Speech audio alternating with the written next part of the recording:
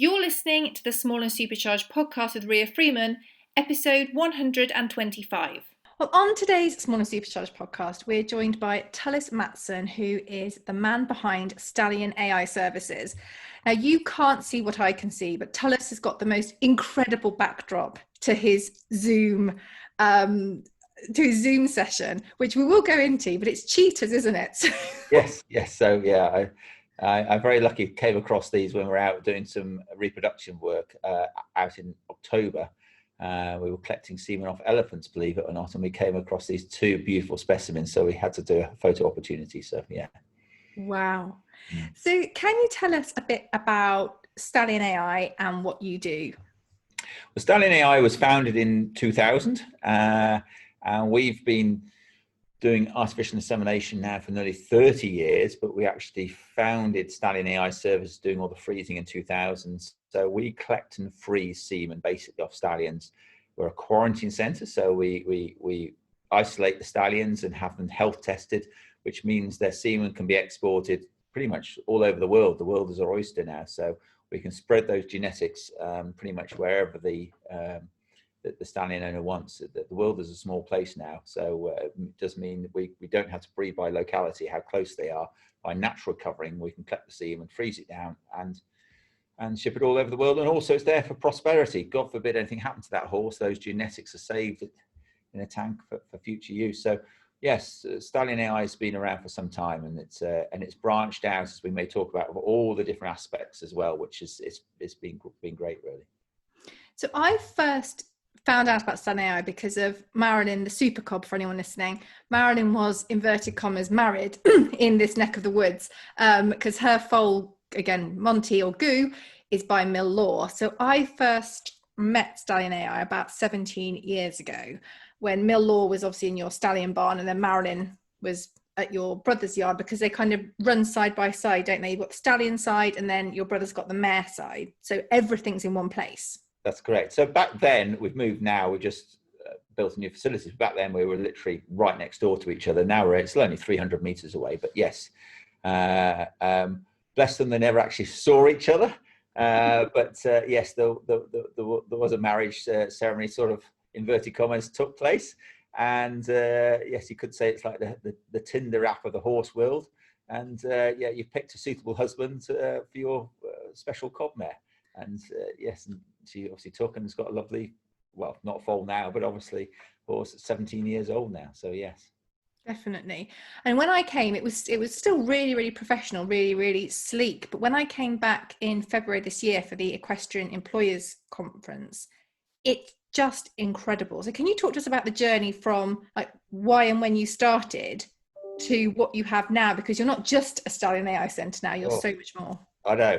Where do we start? I hope people listen to this are plugged in and lying back, because we could be here a long time. But no, I've been very fortunate. It's been a fantastic journey, and actually, I don't know whether you want to know where the journey actually started. And actually, it started in quite a sad way. To be fair, we used to do natural covering, and the stallion covered the mare and actually ruptured the mare when he was naturally covering her, and the mare passed away. And from that day forward, we said we're only doing AI from here on, and that's how we got into AI, you could say, by default.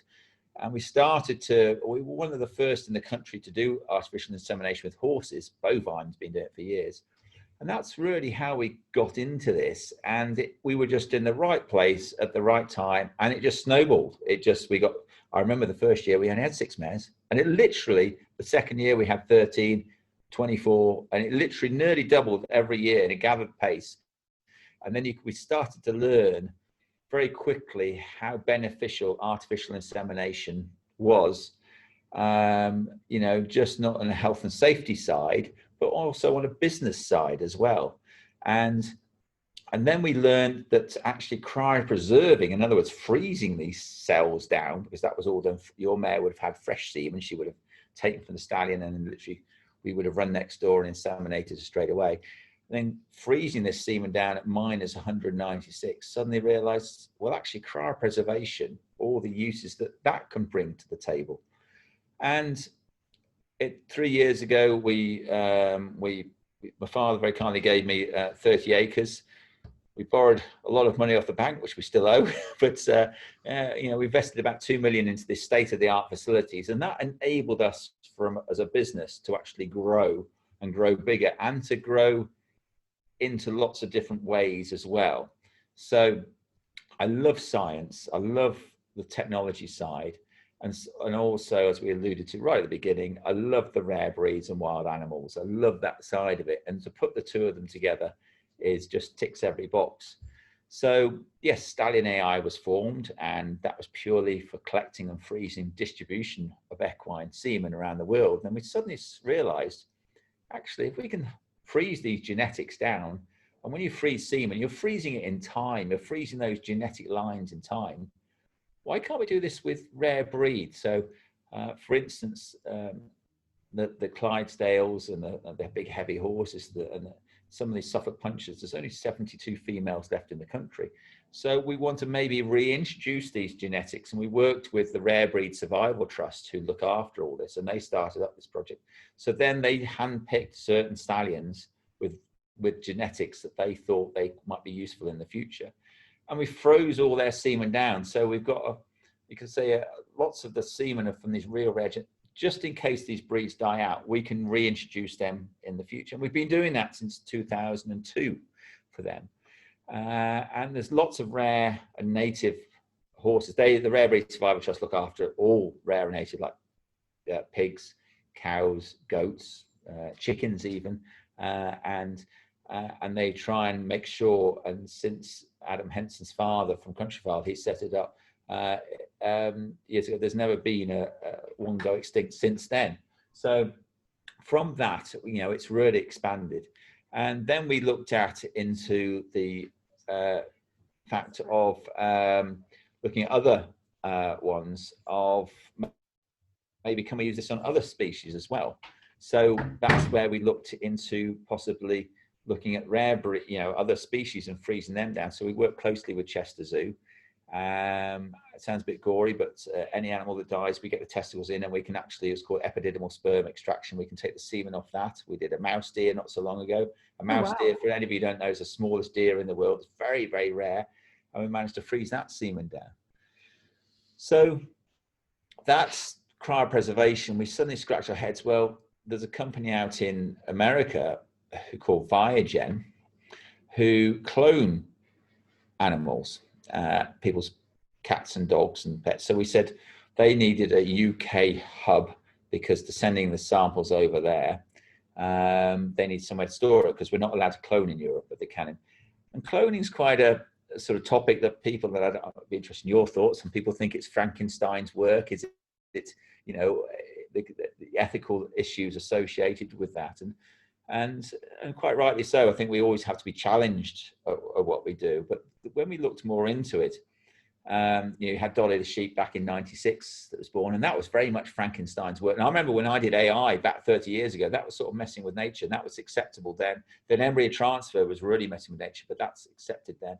I'm not expecting people to suddenly say cloning is, but then I thought, well, if we can do this with cats and dogs, why can't we preserve animal tissue samples down for wild animals?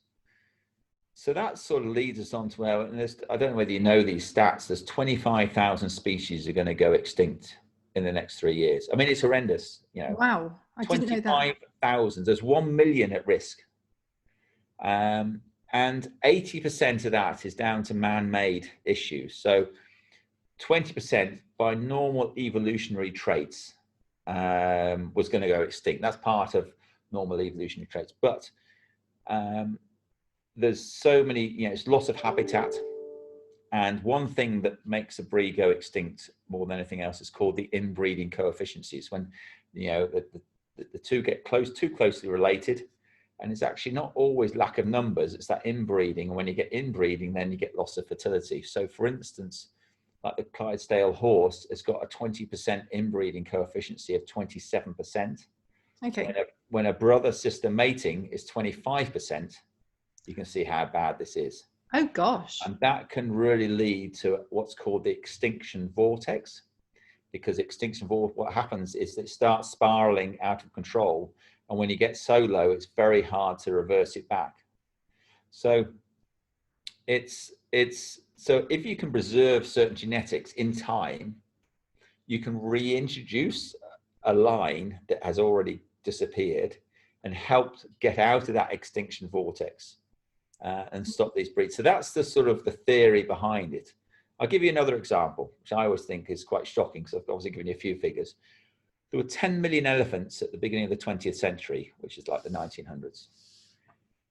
There are 10 million. There are 400,000 left now, and they say by 2025 there's only going to be 150,000 elephants left.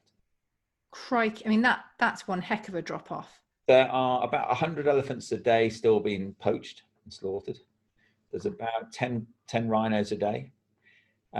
So some of the facts that I've had to learn all this because of the work we do, but so yeah, it's about 20,000 for a set of tusks that the poachers get. It can be up to 100 or 150,000 depending on the weight and size of the rhino horns. So you can see the monetary value attached to these animals when they're walking around, and you can see really why these poachers are doing it if they're on a, and it's not just poachers that are making these animals go extinct. It's loss of habitat, I was saying. So one is we have to get control of that, and we have to preserve these animals before it's too late. I don't really know the northern white rhino.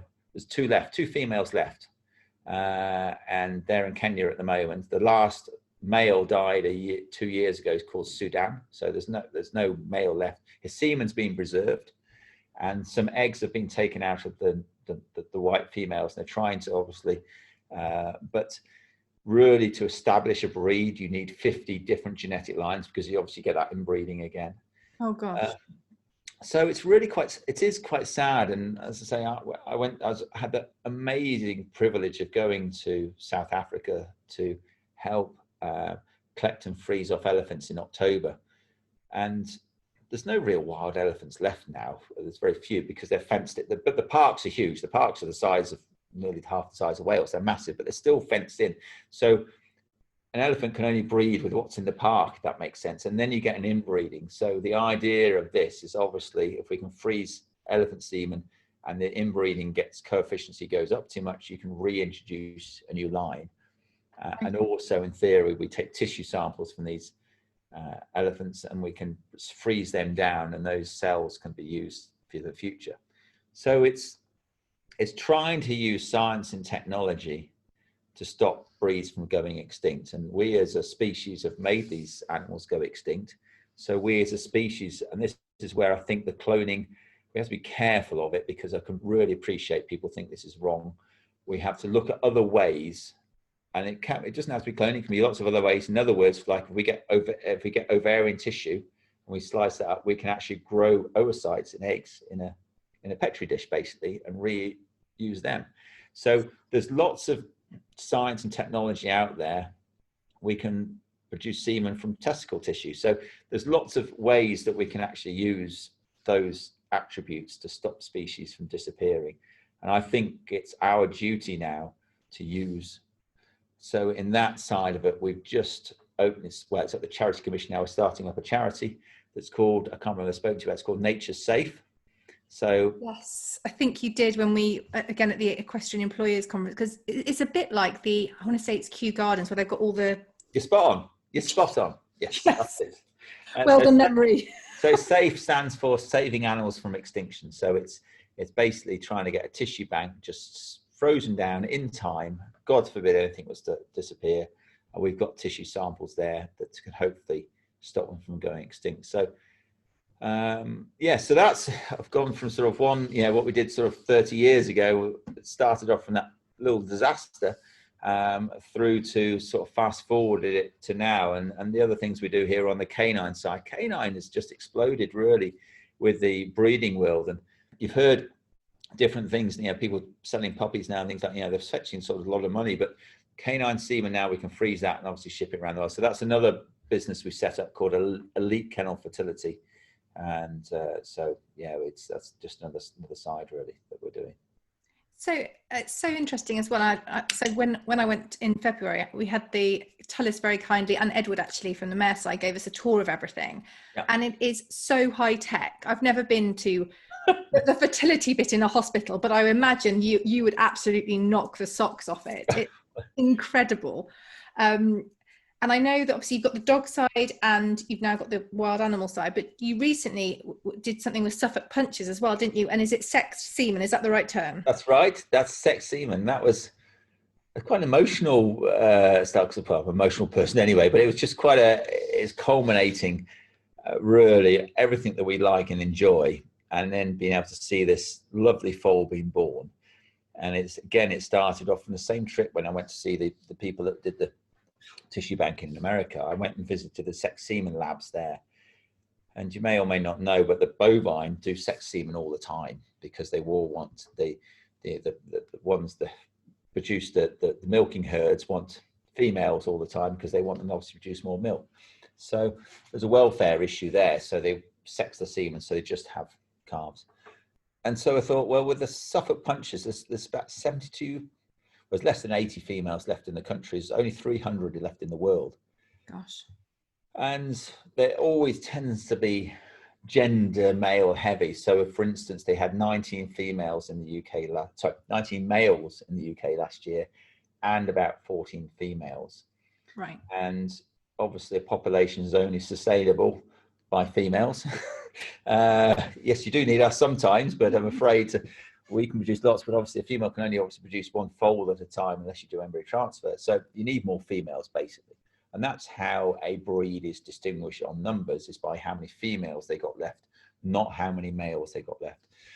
So if we can increase the population of the female, it can make a big difference, especially when you're talking small numbers. So there's 14. If we could just raise that and swap it around, so there could be 19 females born and 14 males, that can have huge positive implications, or not implications, but positive outcomes for the Suffolk Horse Society. So yes, we embarked on this last year. It was quite a roller coaster ride, quite an expensive ride for us.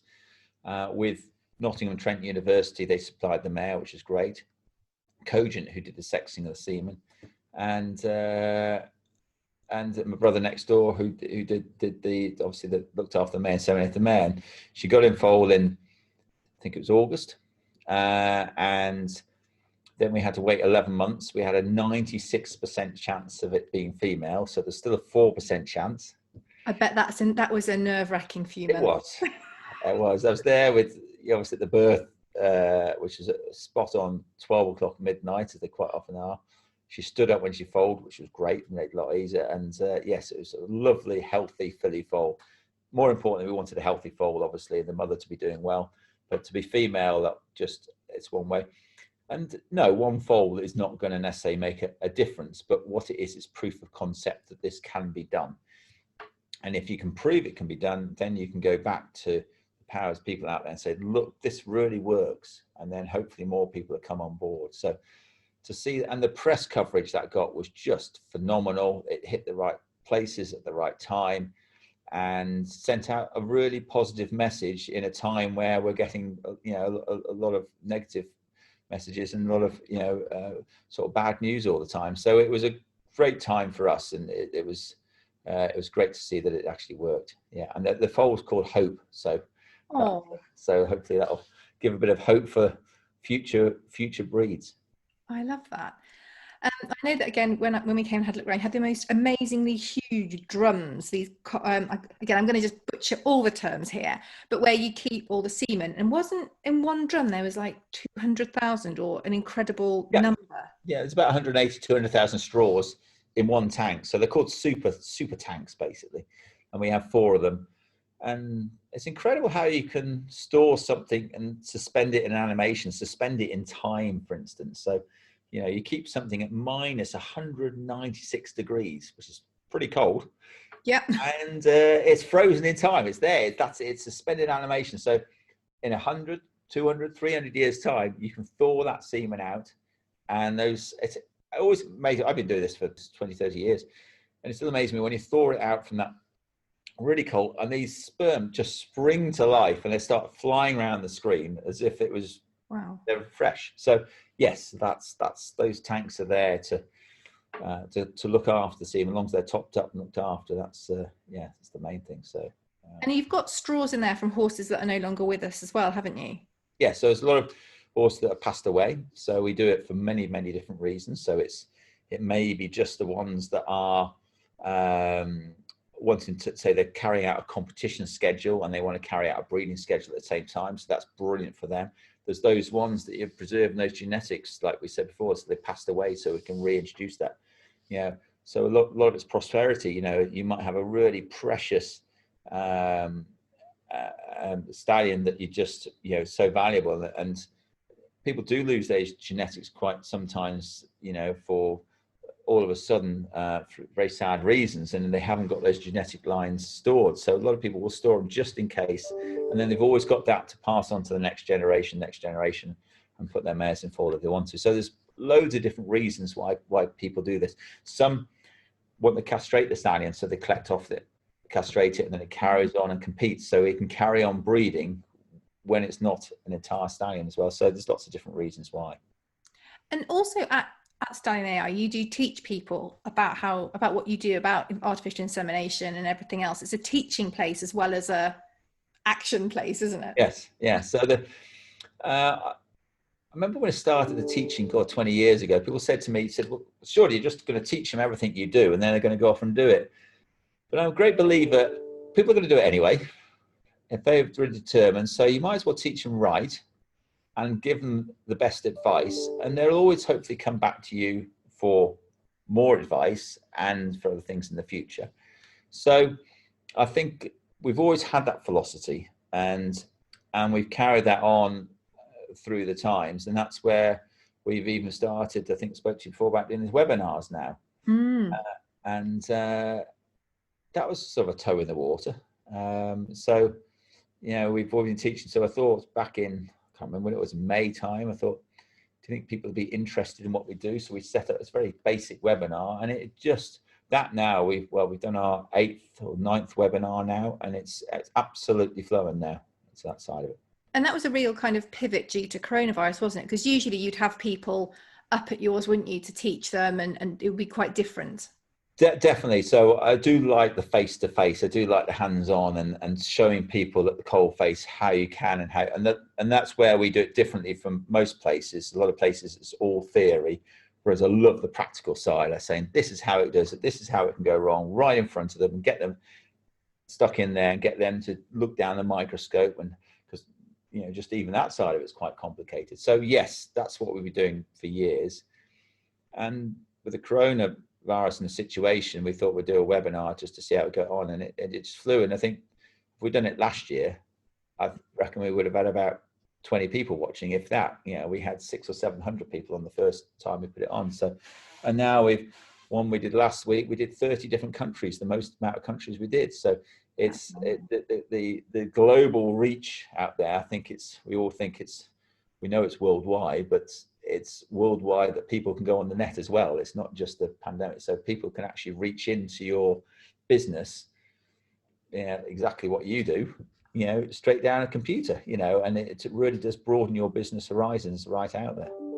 I think what you said as well about teaching people, others saying, oh, well, they're just going to copy you. Well, although you can obviously ship semen all around the world, shipping stallions all around the world is rather difficult.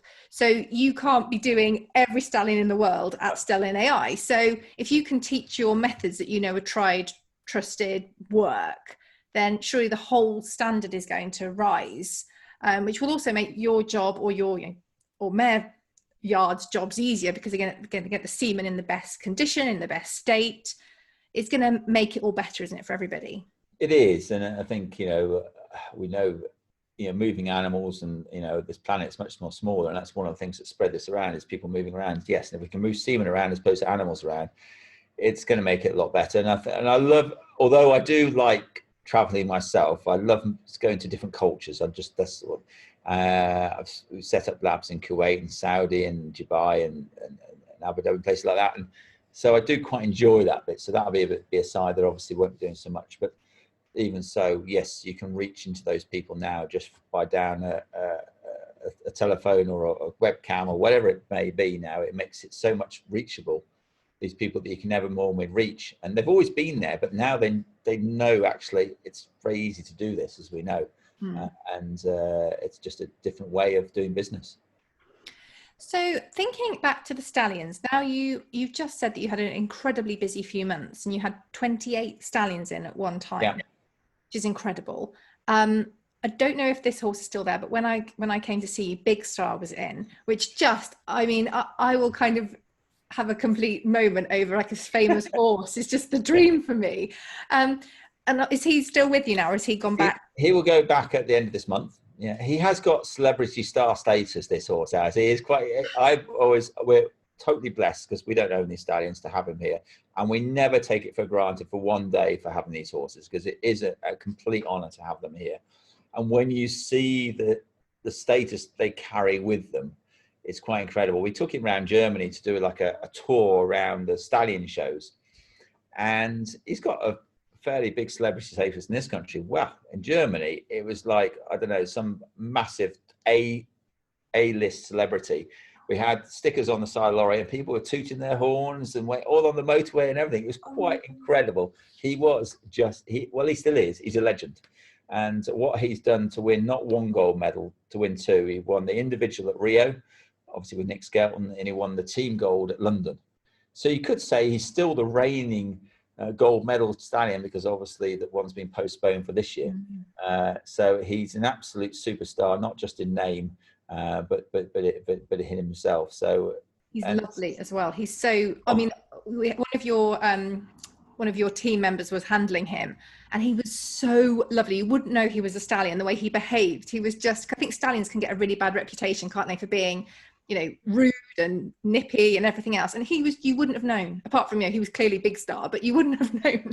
No, you're right. We're very fortunate. We've got some amazing stallions. He's one of, like you said, 28, and they all get looked after exactly the same, because he's as precious to his owner as the little pony in the corner is precious to that owner. So they all get the same handling and the work. And you're right, some stallions have got that reputation, but generally, if they're handled right and looked after right, they generally are pretty good. But yes, they got usually a bit of a nasty nip on some of them, but most of them, and he's just a gentleman through and through. And we've had so many, and I remember Mill Law.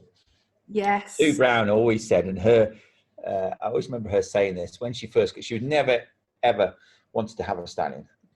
And she said, the moment he puts one foot out of line, that he's going to get the snip. They're gone, yeah. They're gone. And he never did. And he had to be one of the quietest stallions. And he was an amazing horse. He had hundreds of mares a year, and he was a dream to look after, that horse.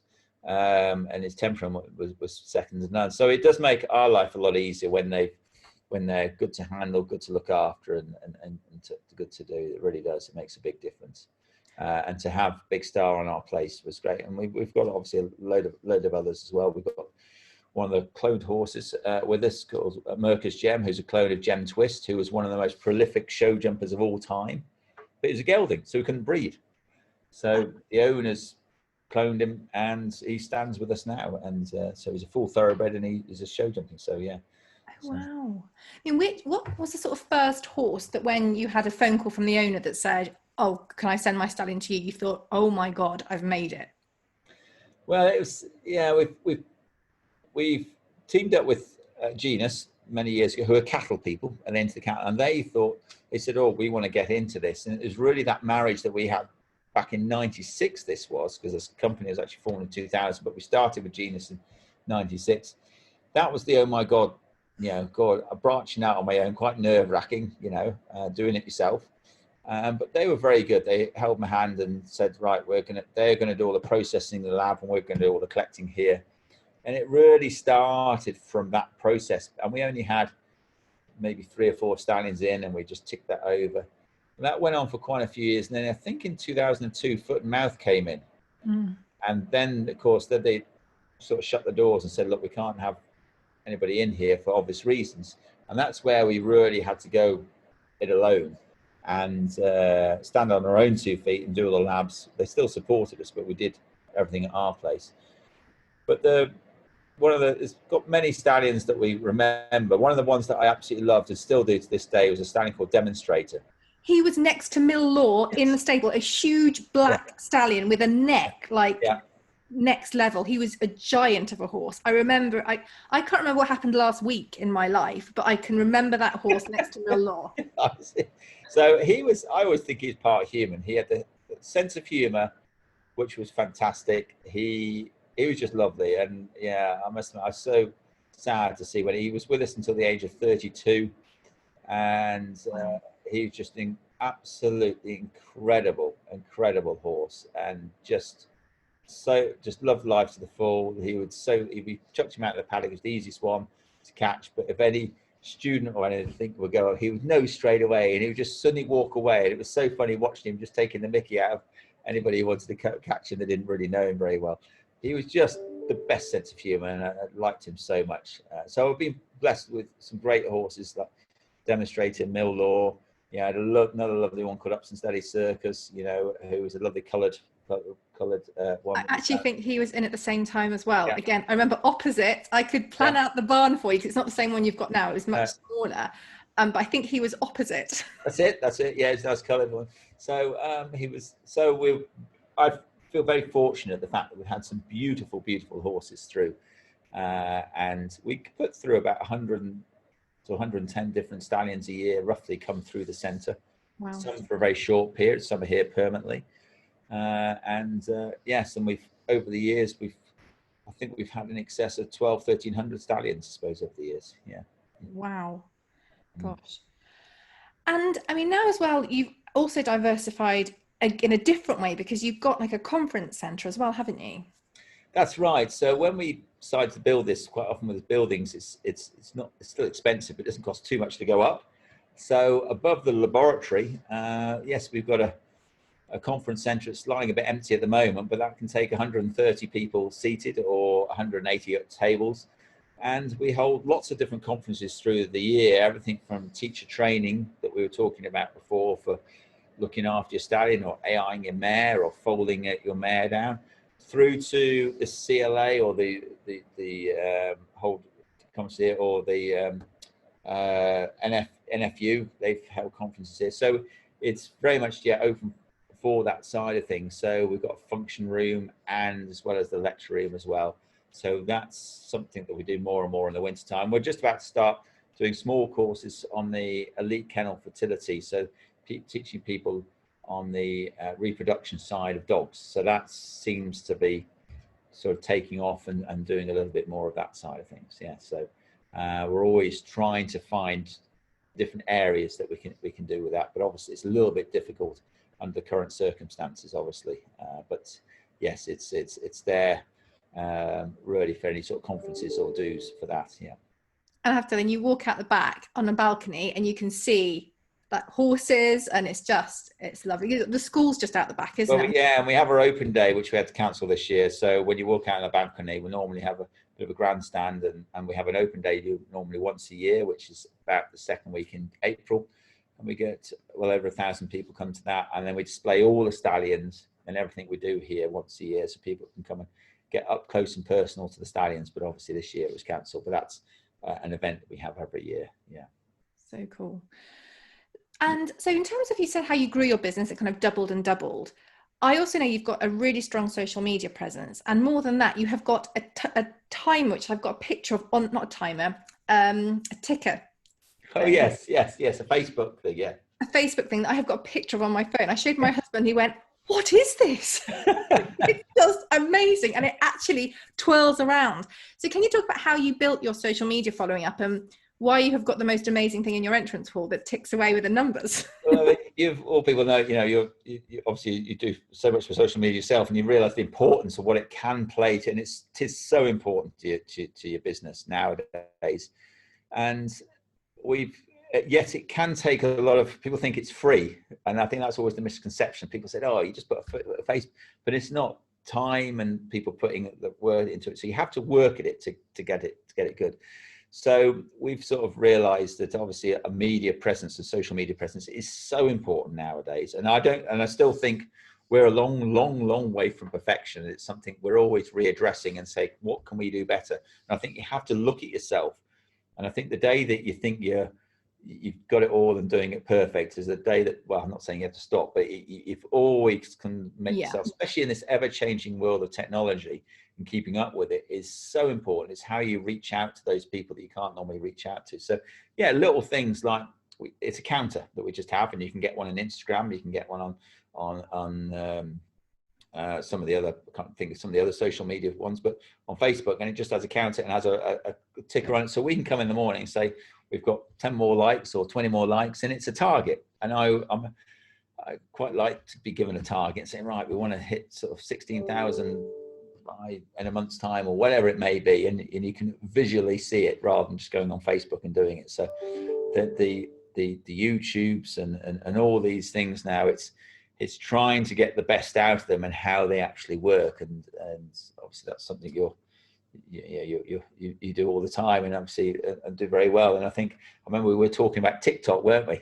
I think when you first came, yes. Yeah, I've even done a few TikToks myself, but I wouldn't profess to be very good. Have you had a go at Reels yet? At Instagram Reels? No, I haven't tried that. No.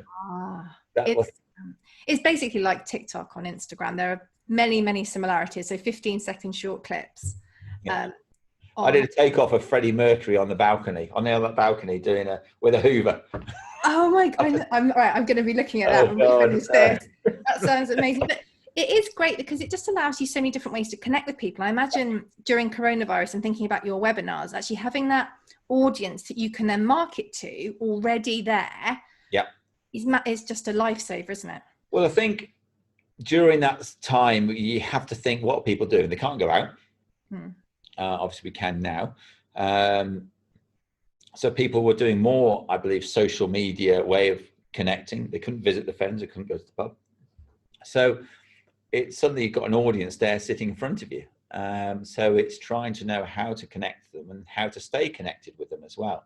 So the webinar was just toe in the water to see if it worked, and we suddenly realized, crumbs, it did work, and we didn't realize how many people we get to follow and did. So it's just another tool in the box. I think some people are quite shy of it and are worried about working it, but I think once you get your head around it and know how to best go about it, and that's why obviously you advise really well on how the best way, because there's a bit of efficacy in how you do it, and if you tick those boxes, it can be so useful to a business. It really can, and I think people have to look at that and see how it can really benefit their business. The platforms are so many variable things, and it's knowing whether it's Instagram or all of the above can help, obviously. But I'm not saying we're a long way from being perfect, but we're still trying to, and it's getting that interaction all the time as well, and feeding it and trying to find out. I always like pulling the figures apart and seeing what works and what doesn't work. So like the foal one the other day with the sex scene was phenomenal, and it's how you set it out. So that had over 1,000 shares. It had over 350,000 reaches. It just was incredible how it reached out there.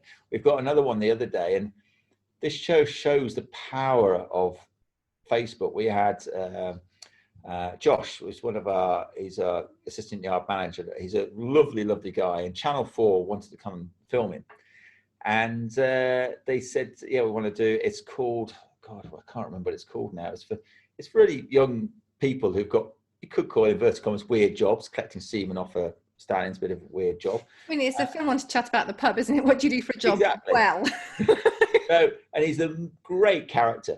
And like the next week, they're filming a young lady that was working at a funeral parlor, and she was doing that side. But so anyway, they filmed him, and then they said, "Oh, we're putting it out onto our Facebook channel." And my face went, "Oh God, I thought this was going out on Channel 4, not your Facebook page."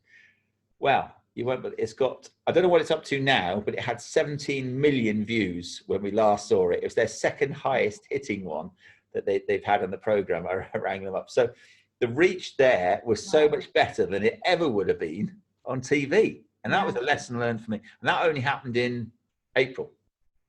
Gosh, it's so shareable though, isn't it? You see something and you share it to your Facebook page, or you share it to a message or something, whereas you'd have to sort of iMessage your friend or WhatsApp them and go, "Oh, there's a really cool thing on." It's just, and it's gone. It's gone. So it showed on TV. Don't get me wrong, great to have a presence, and we've been very lucky with Countryfile. We've been on there 2 or 3 times. That's been great. That has. But the social media side, it sits there, like you say, to share again. And there's a lot of negatives that, sometimes if few people thought it was weird what he did and everything else. But then you get a load of other people, I always think, pile in and say, come on, this is done all through the, the cows, the pigs and everywhere else. And actually, for every negative comment you get hundreds of positive ones. So, so it's totally different, so it's just another way of reaching out to people. No, definitely. I think that at the moment we need to be utilized. Well, not just at the moment, actually. Now we have got these tools that we can access them for free. I completely understand what you say. It's not just kind of, oh, check a picture and jobs are good and it's doing really well. But the fact that we have got this access to these people, that really, not that long ago, it was all done through, television or through magazines or through newspapers, which is much more difficult. You've got someone else's kind of editorial schedule to feature, to focus on, and work around. Whereas now we do have the opportunity to get to these people whenever we like. Yes. Algorithm depending. Yes, exactly. Yes. But I think it's just, I think we're really like, what a time to be alive, coronavirus excluding, but the ability we've got to connect with people all over the globe. There's no use to that. And it is, and obviously this is where you help so well, but it's really, because a lot of people out there don't know how to connect, and you can connect very easily, or you can make it really difficult for yourself. And it's knowing what type of videos to put on there, or what type of message you put on there. And it's right, and it's how it's shared, and trying to just put a video on there rather than necessarily link it back to YouTube, because Facebook doesn't always like that. So it's trying to work out those sort of things as well. So yeah.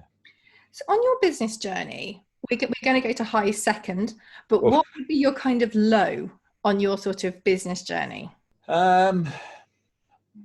Difficult, really. I suppose you always get highs and lows in running it. We've had to borrow an awful lot of money for this business, so it's a struggle.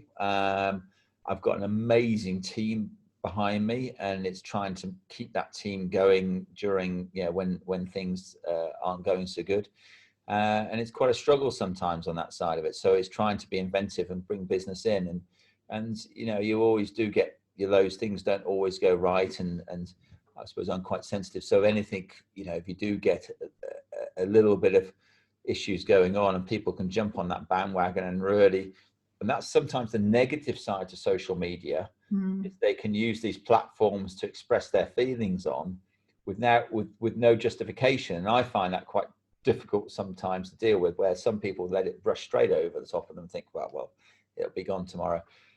They can use these platforms to vent their anger with sometimes very little justification behind it. And that sometimes I find quite difficult to decide. So yes, it was, so I don't know, there's no real distinguishing low as in low, but it's just the highs and lows all the time, or lows all the time, sort of. It's hard though. I think people sort of would look at what you had, which I know I keep saying it, but it's genuinely stunning, and go, oh, so lucky, so easy. And it's just not. They knew in the background that there's the swan, or the duck, as they say, it's that swimming across the water, but there's some legs pedaling, very difficult underwater. But I have got the most amazing team. I have to admit, if I would not be here, I can promise you now, for a day without my team behind me. So as much, I must admit, I haven't really given them enough credit. I think to have a team behind you that's, is really enjoys the job. And I always say, anytime you employ somebody, I said, if you're not enjoying your job, there's no point being here, because one is that brings bad atmosphere to the job and everything else. So enjoying job is more important than anything else to me, because I think of a happy person, I want to go out there and have a laugh with people and enjoy their job. So, but I have got an amazing team. They carry the business forward, really. So in the bad times, they pick me up, and in the good times, they ride with us on that. So it's having that good support team, because there's no way I could run this business on my own through those. You need that support behind you. And 28 stallions on your own would be one heck of a job. Yes. Yeah, no, it can be. Yes, could be a bit challenging. And in terms of highs, have you got any specific highs that really stand out? I've got some amazing highs, and a lot of them I've always touched about. I'd say I'm very lucky. I'm extremely lucky for what I've done. I know, and I feel so privileged. So one of my biggest highs ever, really, was I suppose it wasn't related to this job. It was going out to South Africa.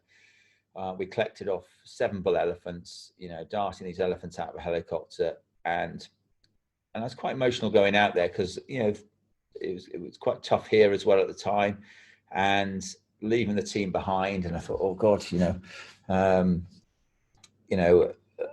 leaving them at the bad time, trying to sort things out here and going out there. And it was just the most amazing trip ever. And it was just, I don't know whether you've been to South Africa or not, but it's just, I've never been there before. And being so up close to a 5-ton animal, elephant, living and breathing. I know it sounds a bit weird, but we were collecting off it, and I was literally holding an elephant's penis for about 4 hours a day while we collected semen off it. It was a bit weird. I know it's weird, and people will be thinking, oh God, what a weird, but it was, you were doing your bit for nature.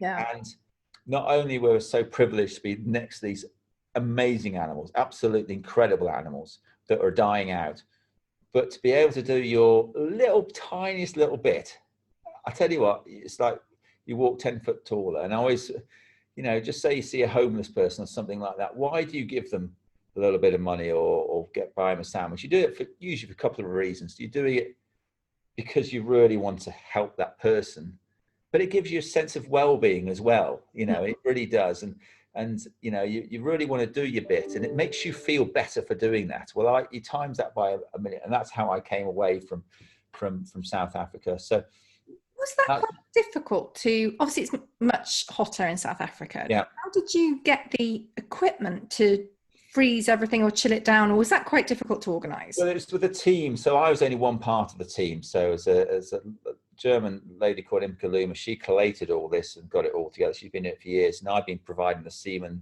freezing equipment for it. So yes, we start at sort of 4:30, 5 o'clock in the morning before it gets too hot. And we try and do 2 elephants a day, so before it gets to the middle of the day, and then we process the semen in the afternoon. Right. So we try and get everything done first thing, basically.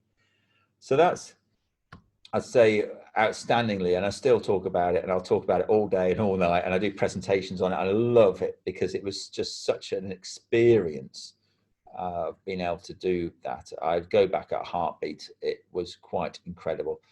Other highs, we were very fortunate. Princess Anne opened our new facilities here, so that was just incredible to spend 45 minutes walking around with. She's an amazing lady, such knowledgeable person as well. So that was incredible. And yes, and then lots of other, you know, seeing that foal born the other day, that was incredible.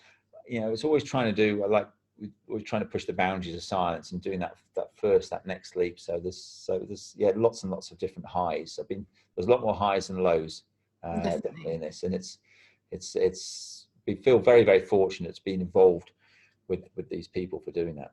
When you say you're very lucky, and I do appreciate why you're saying that, you're such a hard worker. Like you do, from everything I've sort of know about you and read about you, and the way you kind of were going around Stallion AI, like it's such a passion, and it's kind of this inbuilt drive to like keep trying to do things to make it better, you know, to help preserve animals that are going extinct. It's not just luck, it's a lot of hard work and creativeness in how you're going to do it.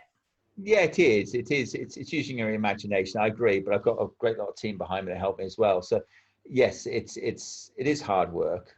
And then some of it is really hard work. Don't get me wrong, but then doing the preservation side, I don't see that as hard work. I see that as a total pleasure.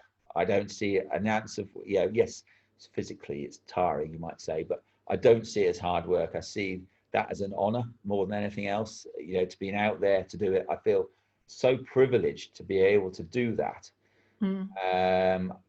Yeah, as I say, you pay for that privilege. It was just such an honor and a privilege to do it. The hard work is when you're physically grafting and you're trying to get money through the door and collecting off a difficult stallion that won't want to perform, or is trying to jump on top of you, or whatever it may be. Those are, but no, I'm very, very, you know, lucky with that, and you know, and yeah, so that's my sort of downtime. My other downtime is I'd like to do a lot of skydiving, so that's my other passion. I don't really know about that. Yeah, so. Oh wow! Aren't you on an airfield or close to an airfield? Oh, on the airfield here. Yes, we're on an airfield here. So that's my other pastime. So I've done 1,600 parachute jumps. So that's where I let what hair I've got left. That's why I like to let my hair down. So yes, yeah. Gosh, I mean that's amazing too. Yeah, so I done 2 this week.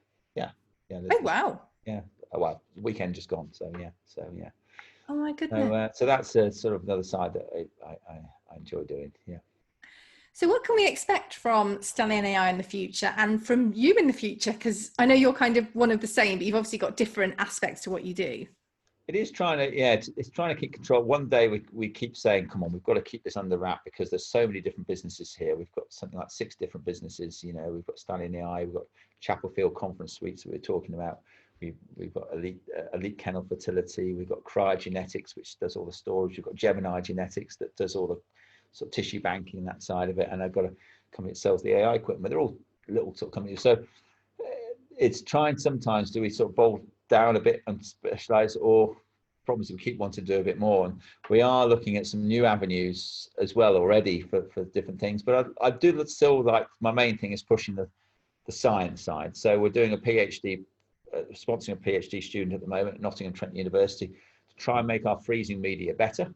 So that's what keeps us at the forefront of technology and sort of ahead of our competitors, you could say. The next sort of goal, we want to collect and freeze sex semen off this Suffolk Punch, which, you know, we've pretty much just done today, hopefully. And we want to ship that to New Zealand.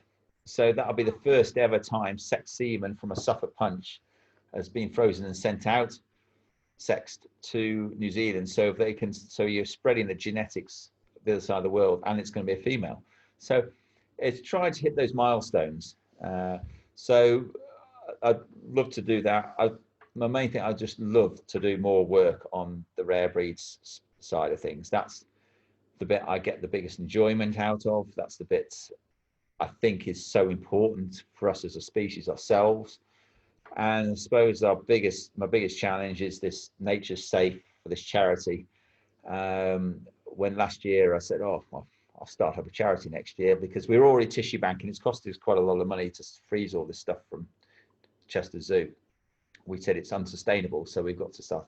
Oh, let's just set up a charity. Well, it's a whole new business and more. So I'd really like to see that grow and grow and grow. I'd love to have thousands of species stored, a bit like the next Kew Gardens, like you were saying. I know it's going to be huge, and hopefully it'll take off and get bigger. So I'd really like to see some of the technologies that we've learned to be used to save species from going extinct. That would be quite something.